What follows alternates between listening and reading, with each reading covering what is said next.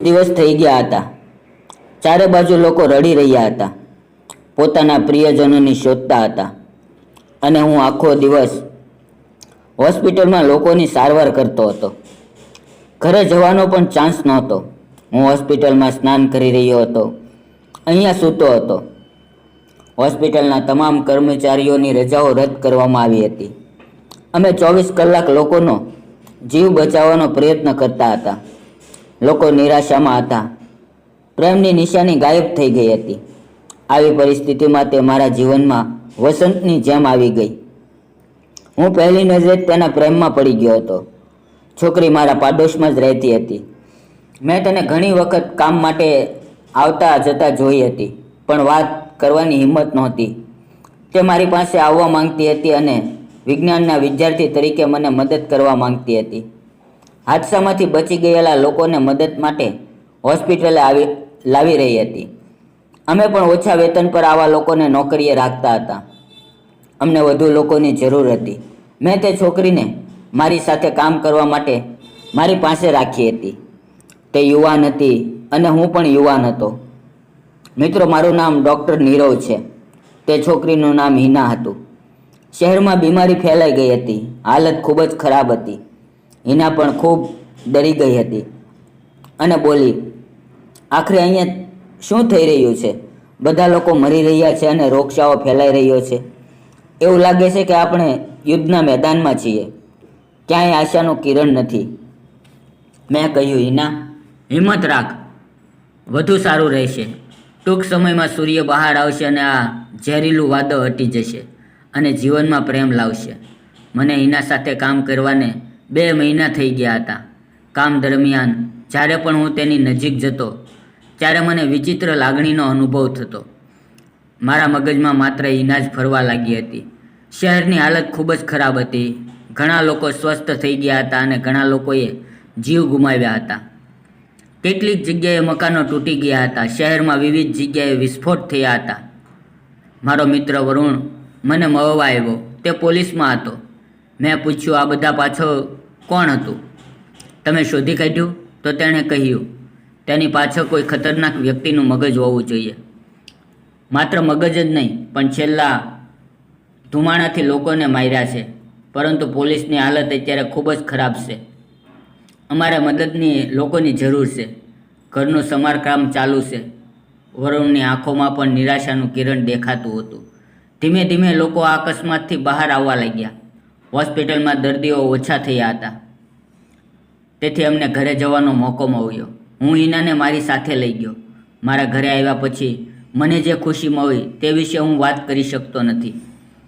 ઘરથી દૂર રહેતા કેટલાય દિવસો વીતી ગયા, ખબર જ ન પડી। ઘરે આવ્યા પછી હું મારા પલંગ પર સૂઈ ગયો। આ કામ કરીને હું ખૂબ જ કંટાળી ગયો હતો અને હવે મને એવી વસ્તુની જરૂર હતી જેનાથી મારા હૃદયને શાંતિ મળે। હું જાણતો હતો કે મને શું શાંતિ આપી શકે છે। હું હિનાને પ્રેમ કરવા લાગ્યો હતો, પણ શું તે પણ મને પ્રેમ કરશે? મેં કામ પરથી રજા લીધી હતી અને 3 દિવસ ઘરે હતો। રાત પડી ત્યારે કોઈએ દરવાજો ખખડાવવાનો શરૂ કર્યો। મને ખબર નથી કે શું, પણ હું ખૂબ નર્વસ અનુભવી રહ્યો હતો।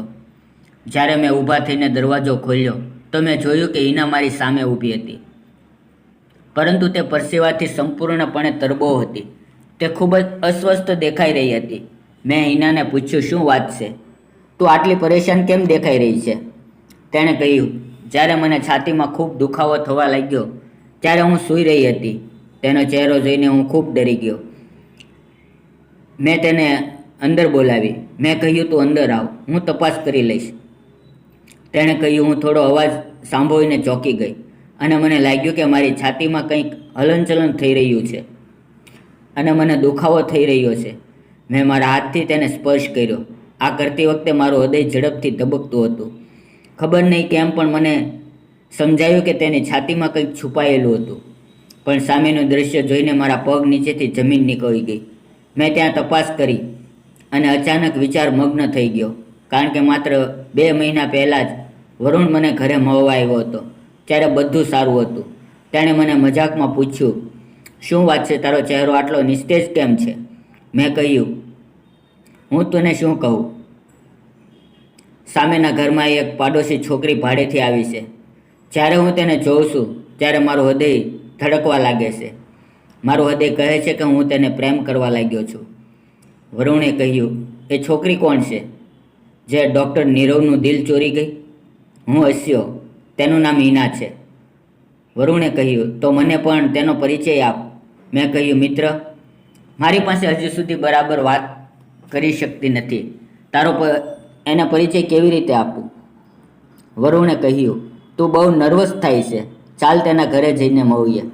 મેં ના પાડવા માંડી, પણ તેણે જબરદસ્તી મારો હાથ પકડી લીધો અને મને લઈ જવા લાગ્યો અને કહેવા લાગ્યો, જો કોઈ પ્રેમ હોય તો તેને હિંમત હોવી જોઈએ.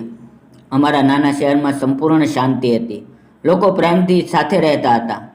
કોઈને કોઈની સાથે દુશ્મની નહોતી. લોકો એકબીજાને મદદ કરવા આગળ આવતા હતા. બહુ ઓછાએ શહેરમાં નવા લોકો આવ્યા હતા.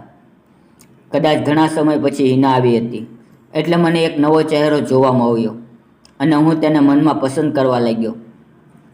વરુણ મને સીધો તેના ઘરે લઈ ગયો. બેલ વાગી અને દરવાજો ખોલ્યો. હિના બહાર આવી ત્યારે અમને જોઈને તે ખૂબ જ ગભરાઈ ગઈ. મેં કહ્યું, ગભરાશો નહીં, હું તમારો પાડોશી છું. અને વરુણે કહ્યું, હું ઇન્સ્પેક્ટર વરુણ છું. હું તમને મળવા આવ્યો છું. તમે શહેરમાં નવા આવ્યા છો. અમે અંદર આવીએ? આ સાંભળીને છોકરી ખૂબ જ ધરબાઈ ગઈ અને તેણે કહ્યું, ના, તમે ઘરની અંદર નથી આવી શકતા. અમે બંને તેની વાત સાંભળીને ચોંકી ગયા. અમારા શહેરમાં કોઈના પણ ઘરમાં અમે જઈ શકતા હતા. કોઈ ના ન પાડતું.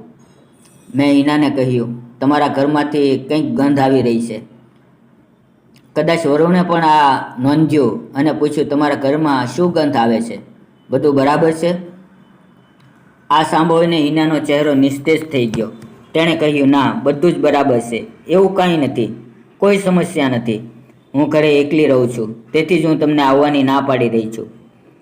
ખરેખર હું સાયન્સની વિદ્યાર્થીની છું અને ઘરે કેટલાક પ્રયોગો કરી રહી હતી, જેને કારણે દુર્ગંધ આવી રહી છે. હું આ શહેરમાં ભણવા માટે આવી છું. તેણીએ આમ કહીને દરવાજો બંધ કર્યો અને વરુણ અને હું એકબીજા સામે જોવા લાગ્યા.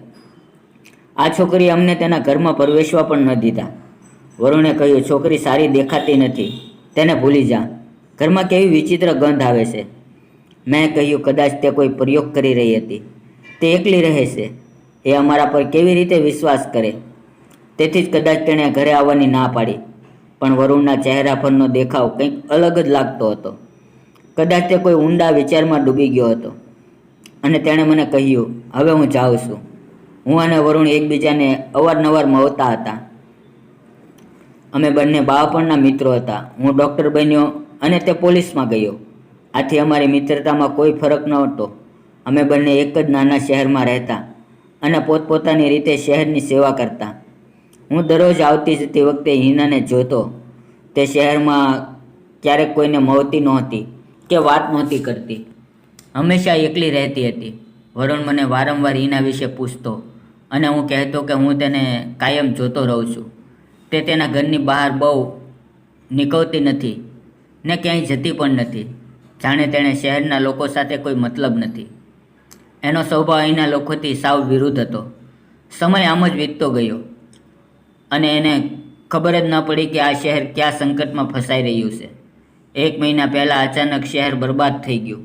વિવિધ સ્થળોએ થયેલા વિસ્ફોટોને કારણે ઘણા લોકો ઘાયલ થયા અને પછી ધુમાડાના રોગથી મરવા લાગ્યા.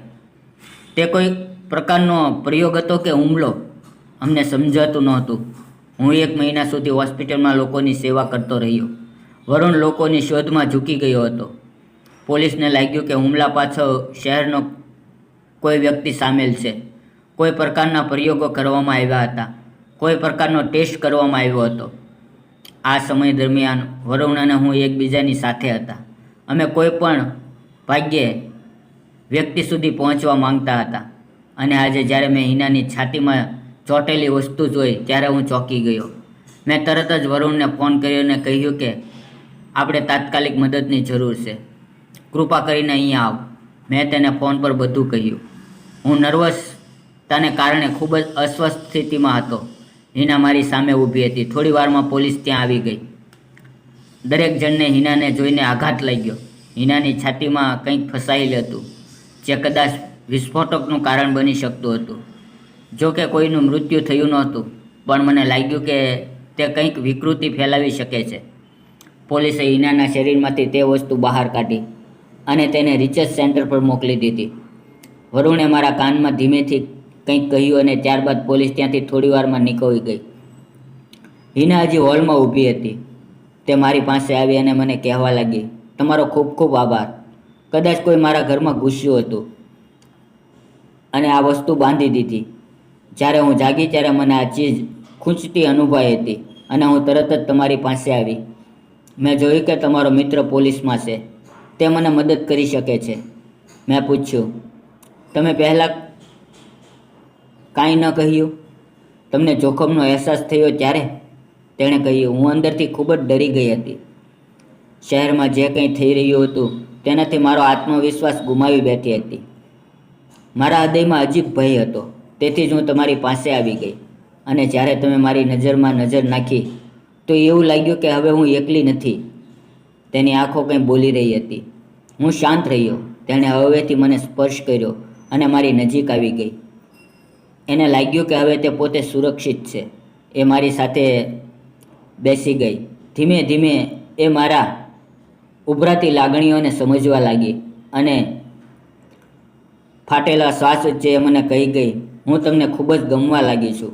કદાચ પ્રેમ પણ થઈ ગયો છે. એટલું કહેતા એ મારી છાતીએ માથું મૂકીને સ્થિર થઈ ગઈ. હું પણ લાગણીઓમાં વહેતો રહ્યો. એ પળો એકદમ નાજુક હતી. તણાવભર્યું વાતાવરણ શાંતિમાં બદલાઈ ગયું. કેટલાય સમય પછી દરવાજો ફરીથી ખખડ્યો. જ્યારે હું ઊભો થઈને ખોલવા ગયો તો વરુણ ઊભો હતો. તેણે સીધું પૂછ્યું, હિનાને તે અહીં રાખી છે ને? મેં કહ્યું, હા, તે મારા રૂમમાં જ છે. જેમ હતી તેમ જ રાખી છે. વરુણ અંદર આવ્યો, સીધો હિનાની સામે ગયો અને એક જોરદાર તમાચો માર્યો. હિના ચોંકી ગઈ. શૂન્ય દ્રષ્ટિએ તે મારી સામે જોતી રહી. વરુણ પાછળથી એક મહિલા સાથે હતો. તેણે હિનાને હથકડી પહેરાવી. હું હિનાના નિર્દોષ દેખાતા ચહેરાને જોઈ રહ્યો, પણ હું કોઈ મદદ કરી શકતો નહોતો. પોલીસે જણાવ્યું કે છેલ્લા 1 મહિનામાં શહેરમાં થયેલા દુર્ઘટનાઓ પાછળ હિનાનો જ હાથ હતો. હિનાની લેબોરેટરીમાંથી અનેક પુરાવા મળ્યા હતા. તેણે કંઈક એવું શોધી કાઢ્યું હતું કે જે દુનિયા સામે બતાવવું હતું, પણ માર્ગ ખોટો હતો. તેના પિતા અગાઉ ગુનેગાર રહી ચૂક્યા હતા. માતા પણ એક લંપટ માનસિકતાવાળી સ્ત્રી હતી.